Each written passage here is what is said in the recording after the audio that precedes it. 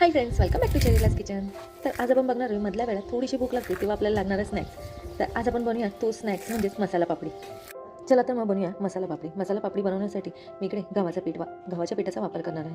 तर मी इकडे 1.5 वाटी एवढं गव्हाचं पीठ घेणार आहे आणि 1.5 वाटी आपल्याला बेसनाचं पीठ घ्यायचं आहे. इकडे तुम्ही वाटीचं प्रमाण कोणतेही ठेवू शकता. मी इकडे मीडियम साईजची वाटी घेतली आहे आणि त्यानेच मोजून घेतलं आहे.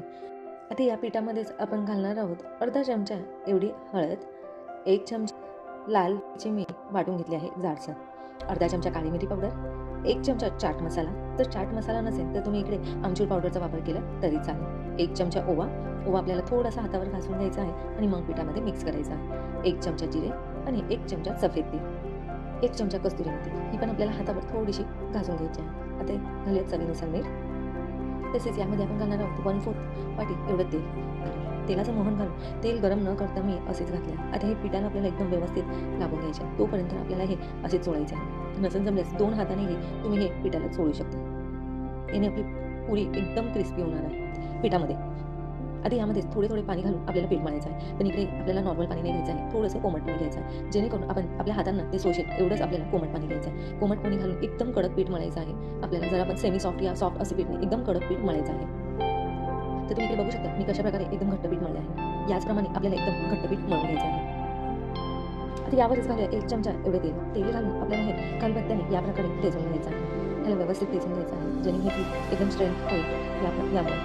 तर 3 मिनिटं आपण हे असेच फोल्ड करून टेचून घेणार आहे. तर इकडे माझे 3 मिनिटं झाले आणि मी या प्रकारे टेचून घेतले आहे आणि याचा प्रॉपर गोळा करून आपण याला 10 मिनिटं असेच रेस्ट करायला ठेवणार आहोत. इकडे आपली 10 मिनिटं झाली आहे. आता आपण मसाला पापडी बनवण्यासाठी आता आपण पीठ काढून परत एकदा हलक्या हाताने मळून घ्यायचं आहे.